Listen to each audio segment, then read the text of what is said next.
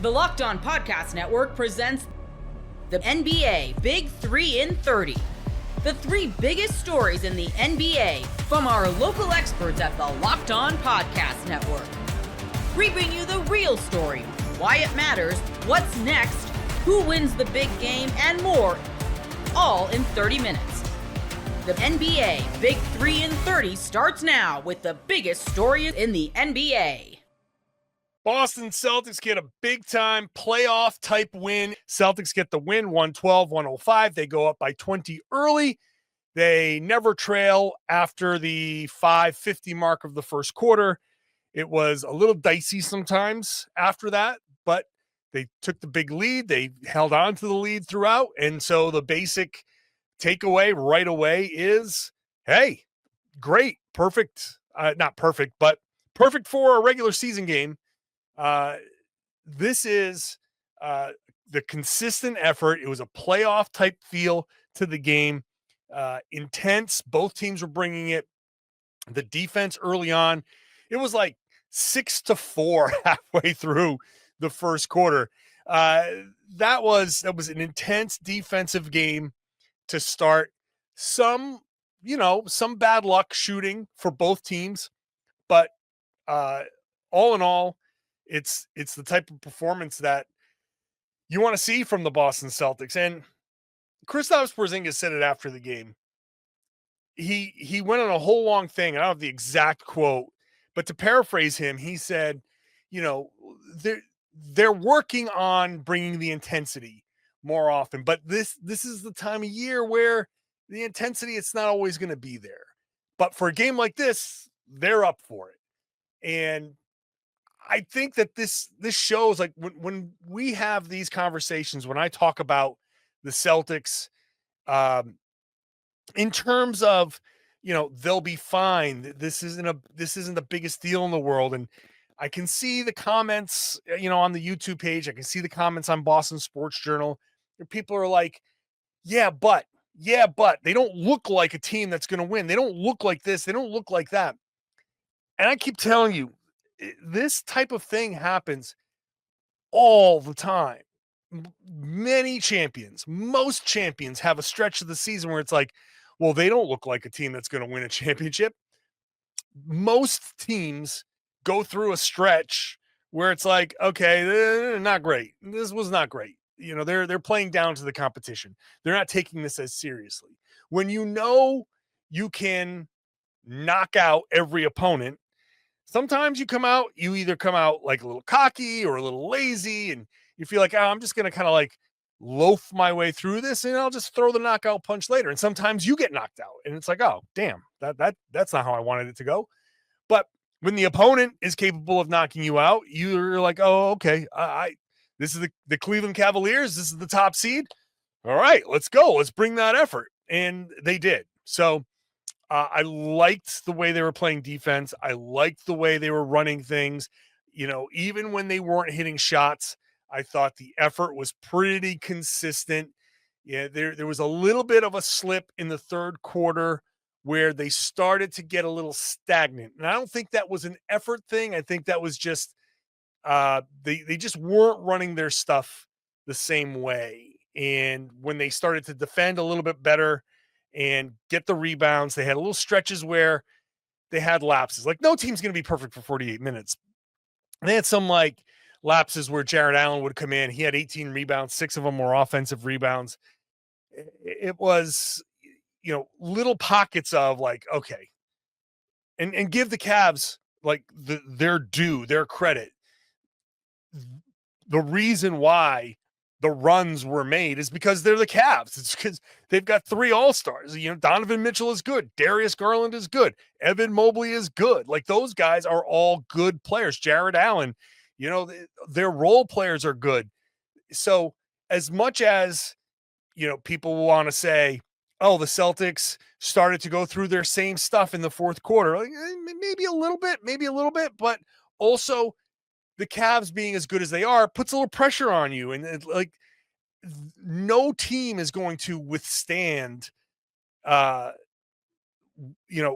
run. Like, no team's going to go against a team as good as the Cavs and just kind of like run wire to wire like all the time, it's generally going to look like, I mean, every once in a while it happens, but like we've seen the Cavs make OKC look bad. We've seen OKC make the Cavs look bad. It just happens. It comes and goes. Sometimes it stretches over a game. Sometimes it's quarter to quarter. But my point is the Cavs put pressure on teams when they're playing well, and they had stretches where they were playing pretty well and they had their defense like ramped up too, and they went on their runs. So I do not want to make like the fourth quarter or the third quarter where the Celtics gave up 31 and 30 points. I don't want to make it just about, wow, the Celtics didn't do this, this, and this. It's also hard to stop the Cavs for 48 minutes. And the Celtics had a 28-15 first quarter. The Cavs came out super, super cold. The Celtics took advantage of that. Their defense was really good. Their rebounding was really good in the first quarter. Obviously, when the other team shoots 6 of 26 in the first quarter, there are tons of rebounds for you to go get. And the Celtics, I thought, rebounded well. I was really focused on the Celtics crashing the boards, and they did do that in this game. They ended up with 15 offensive rebounds, 13 second chance points. The Cavs had 16 second chance points, but the point is the Celtics weren't decimated by it. So the Celtics did a good job on the boards. I thought they again, little pockets of not rebounding well, and that's how Jared Allen gets the 18 rebounds. But I thought they generally throughout this game, they rebounded pretty well. They defended pretty well. The effort was there from start to finish. And so it was different guys. Jaylen Brown was the guy in the first quarter, 12 points. For a while there, he alone was outscoring the Cavs. In fact, it was, like I said, the Celtics gave up 15 points in the first quarter. Jaylen had 12. So, it didn't take much. Al Horford at the end of the first quarter was huge, and that's why the Celtics were able to pull off a 13-point lead. But second quarter, it was like more Jason Tatum. Third quarter, it was Tatum and Porzingis. Fourth quarter, it was Derek White. So it was different guys, and that's the beauty of the Celtics. That's what the Celtics are. Each quarter can be a different guy's quarter, and when the defense is focused on somebody else, then a new guy comes, oh, we're going to stop Derek White. Okay, well, now it's Drew Holiday, and if you're going to stop Holiday, then it's this guy, it's that guy. And so every time the Cavs made their defensive decisions, the Celtics adjusted and went to whomever they needed to go to. I love going to live events, whether it's sports, music, theater, comedy. How about a Broadway show? Can't wait to take my kids to Broadway. The energy, the excitement, it's unforgettable. Seeing live performers, it's the best. Gametime has a new feature called Gametime Picks that makes getting tickets to your favorite live events even easier. Gametime Picks filters out the fluff to show you only incredible deals on great seats, so you don't have to waste time searching through thousands of tickets. Curation makes it easier to save on sports, concerts, comedy, theater, and more near you. Take the guesswork out of buying tickets with Gametime. Download the Gametime app, create an account, and use code LOCKEDON for $20 off your first ticket purchase. Terms apply. Again, create an account and redeem code LOCKEDON for $20 off. Download Gametime today. What time is it? Gametime. Let's talk about the comeback. You are Locked On Nets, your daily Brooklyn Nets podcast. Oh, baby. 99-97. The Brooklyn Nets, we're back. We're going to the playoffs. Let's get on track here. The Nets don't know how to lose 3-game winning streak. I mean, what's happening here? It's hilarious. We're going to talk about these end game sequences, the D-Lo, the whole thing, and how they end up pulling this off. I got to just real quick, though. About a month ago, I have a client, and we were joking through email. He's like, oh, we'll catch up and we'll start the next project when the Nets hit 17 wins. And it was the joke was, oh, we're gonna kick the can down the line a little bit because like that'll never happen. And we really have it was exactly about 17 wins. We have a whole text thread, we have a whole email thread about this, and we're just now we'll start sooner than that, blah blah blah blah blah. But here we are, baby. I'm gonna call on him today. We're gonna get the money flowing through the check. Send the check, because little did he know that the Nets were going to win 3 games in a row on a game that they had like statistical probability of like 1% or something like that to win this thing with about 4 seconds left in the game. And yet here we are with this Nets season that has not made a lot of sense from the beginning in terms of like what we thought was going to happen, expectations to outcome. Same thing as last year and the year before that and the year before that. It's all just the expectations and the outcomes. They switch what the expectations are, but the outcomes just end up being the exact opposite. And this is just another case. The Nets are closer to the play-in than they are. The Nets are closer to the play-in in the East than they are to the 4th spot in the Tankathon odds. Not the 1st spot, the 4th spot. But, by the way, God, does that say a lot about the Eastern Conference right now, right? Like it's really telling you a story when you can be the Brooklyn Nets, who are a 17-33 team. They're like, hey man, you might have a chance of competing to make the playoffs. I know we want to get into some of these closing sequences, but as you say, like, okay, I was of two minds about this because it is the 3rd win in a row, and it's just confounding. We championed Sean Marks and the Brooklyn Nets so much this offseason for doing it the right way, for going and making the decisions, connecting with, ironically, the Houston Rockets and saying, what is it going to take for us to get our pick control back? That's what everybody needs. Everyone needs control of their own picks so that they control their destiny. And yet here we are. Now, 17-33 is not a record that you're going to look back on and say, what a cornerstone of a rebuild in terms of, culture and understanding how to go out there. But the hard part for me about this was the fact that Ime Udoka referred to the Brooklyn Nets as a low-level team. And it's not even the players, because Keon Johnson came out after and said, like, yeah, it was motivation for every single person, top to bottom. We always go out. We always compete. It's the simple fact that Jordi Fernandez, I think Jordi Fernandez might be one of, in the greatest possible ways, one of the most vindictive coaches, one of the most like spiteful, and one of the most, oh, I'm sorry, what did you say about me and my team? I'll go ahead and take your awesome season where maybe you're trading for stars and maybe you're going to do things, or who knows what Houston could do in the playoffs, make some noise, and I'm just going to insult you over a 2-game stretch sandwiched in between the Knicks game that they had too. I'm just going to insult you. And in some ways, I'm willing to sacrifice tank odds in order to have a coach that wants to do that type of thing over a couple of games. And good on him, because he's not going to look. He's got his resume to worry about. He's got and I don't even think it's a resume thing. I think it's just like, this is what is in this guy. And he's a hard-nosed dude. We kind of saw this from the beginning. He's an absolute basketball lifer in terms of like just grinding all the way from the bottom. And now we're here, and like, so I started in the film room basically, and just earned assistants overseas. And then now all of a sudden he's a head coach, and the guys play really, really hard for him. I think they tried to manage, some of these injuries with Cam Johnson sat out a while. And I don't think they're even like, keeping him out or anything. Cam Thomas has sat out a while. It's not like they've been pushing guys to come back. And yet they just throw out these lineups. Every dude plays hard. They absolutely get after it on defense. Even though the defensive rating is low, like they work. A part of that is because the offense is bad. And like, it's just hard to have it's really hard to have a good defense if you have a bad offense. But overall, yeah, like this is just sort of the theme of the season, where it's like they went through a long stretch where it was looking like it was just fine. I think they played hard most of those games. Some were closer. There's a couple blowouts in there, but for the most part, like, and some they were just like comically underwhelmed, or comically like undermanned, just in terms of their overall offense. But you saw from the final sequence that like this is a team that even just watch Barclays. That place was really after. Yes. The bench is going crazy, like the crowd's going nuts, because you have to cheer for this, especially like the way it ended. Which is like, I still just can't even believe the Rock. I never look at this stuff because it's usually kind of dumb, but whatever the statistical probability of them winning that game with, I don't know, 5 seconds or whatever it was with the final, when Brooks makes the second free throw. It's not 9.6 seconds from the inbounds, when they inbounds that ball. Okay, yeah. In the offensive end, 9.6 seconds, they're down. Yeah, so 9.6 seconds, they're down 4. They're down 4. And the NBA, it's like, it's not 100% win, but that's probably like 95% or something like that. You just got to have so much to happen.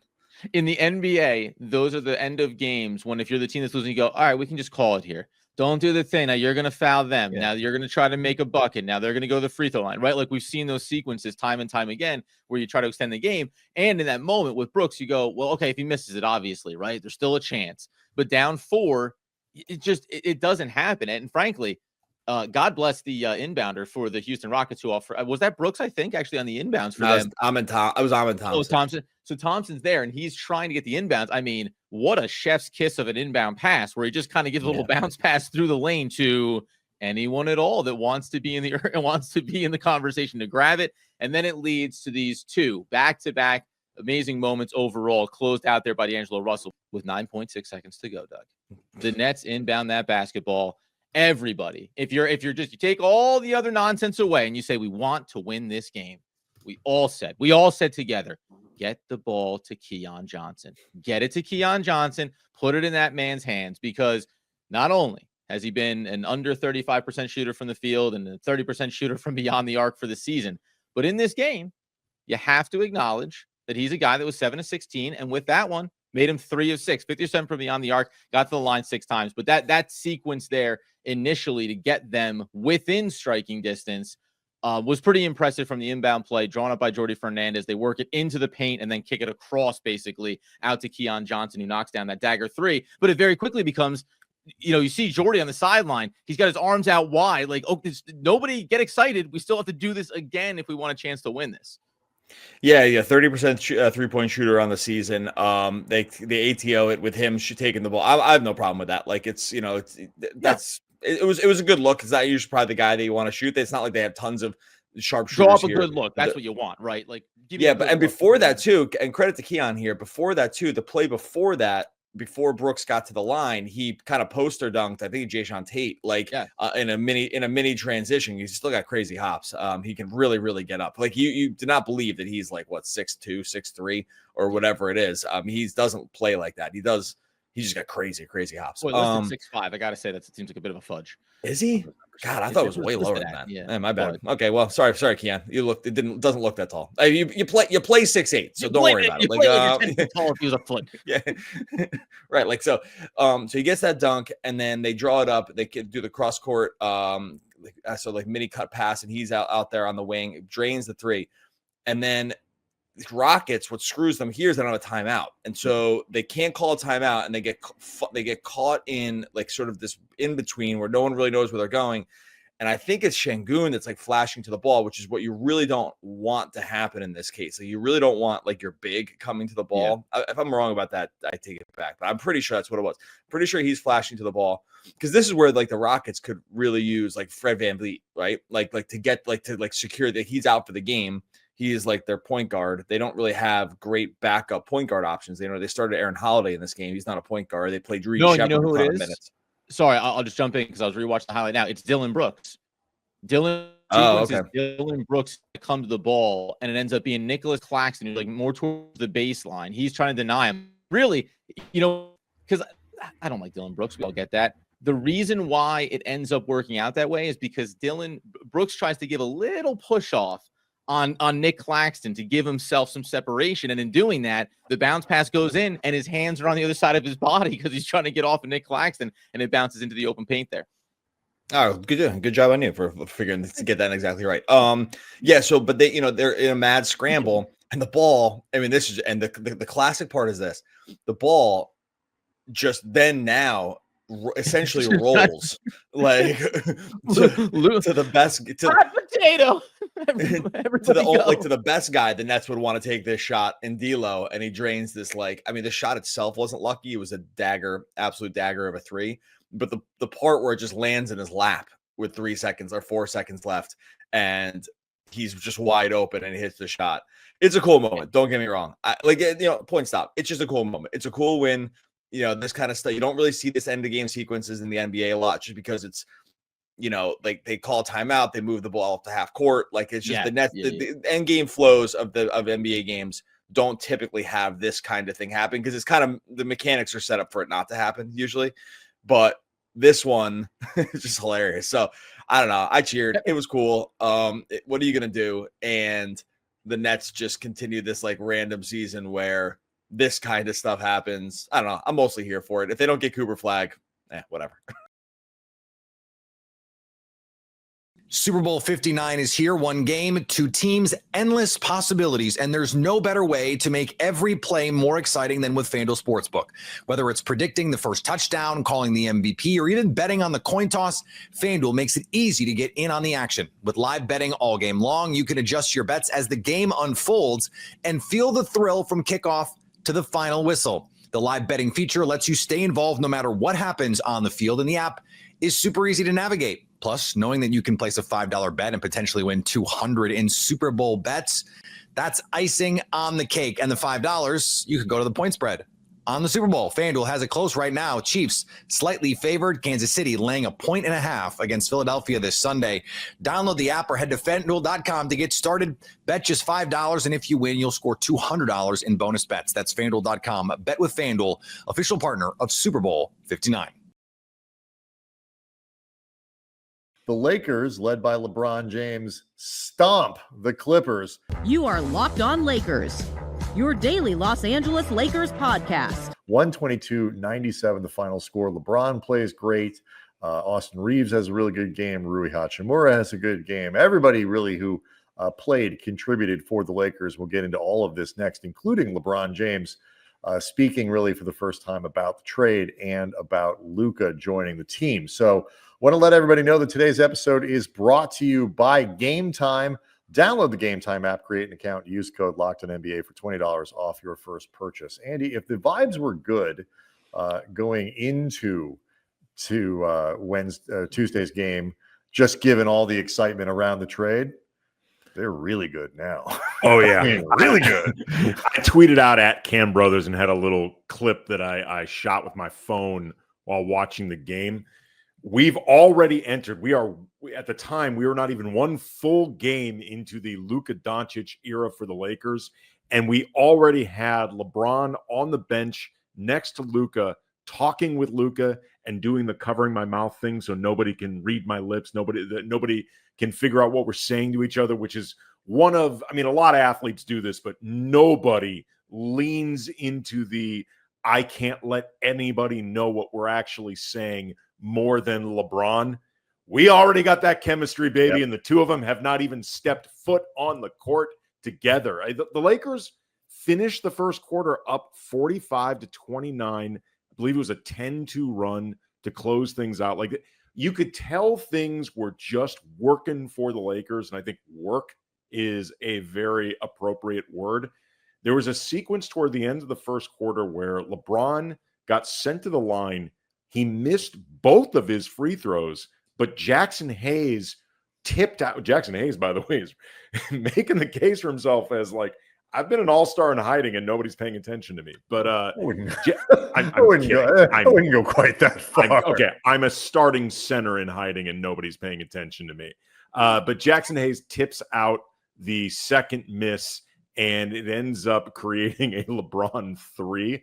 Yeah. Like, that's how you know it's just all working and clicking for the Lakers. They shot the ball very well. They hit 9 of their first 15 three-pointers. So, like, that's going to put pressure on the opposing defense. But remember here, the Clippers came into the game as third-ranked defense in the NBA. Kawhi Leonard, active, available for this game. And they hit a couple tough ones, there's no question. But they also had a lot of really clean, good looks. And they moved. They ran the floor well. Dalton Knecht was the recipient of a couple early dunks just from cutting, running the floor, moving really well. LeBron found him. LeBron's passing was insane in this. That couple, you go back, find the highlights. I mentioned the passes to Knecht. He had one to Dorian Finney-Smith, again, cutting to the basket. That was just, it was a no-look pass through the lane, and DFS, like you said, he's working a back cut, just an uncontested layup. Gorgeous, gorgeous. It was fantastic. And so all of this stuff, it was, it was really fun to watch. But Austin Reeves was on point. But the offensive continuity led to defensive continuity. And what I like about this, and we're going to we'll probably spend the last two segments talking about LeBron talking about Luka in this game. But like, where the Lakers are when Luka finally takes the floor matters, where they are literally in the standings, but also kind of where they are as a team. And let's talk about the first part first. With this win, Lakers moved to 10 games over 500. They're tied in the loss column with Denver.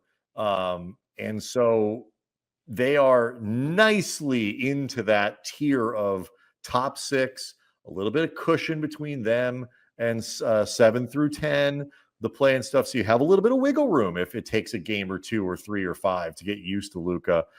And then, Mandy, JJ Redick talked about it after the game. The connectivity with what they're doing on the floor, certainly over the last 3 games especially, but even really going back to the Boston game, what they did against Washington at home, all this stuff. The Knicks, especially. The Knicks, right. I'm saying the last 3 games, they've really played well. But Redick said that this is as connected of a game as they've played, and this is really as connected of a stretch that they've had. Lakers have won 9 of 11, finished the Grammy road trip 5-1. Yeah, this was just, JJ said that it felt in a lot of ways like a continuation on both sides of the ball, specifically with how they wanted to play the Knicks. I think just because that's a team with a true 7-footer big guy in Karl Anthony Towns, who they really flustered in that game, Ivica Zubac, who has given the Lakers a lot of fits over the last few years.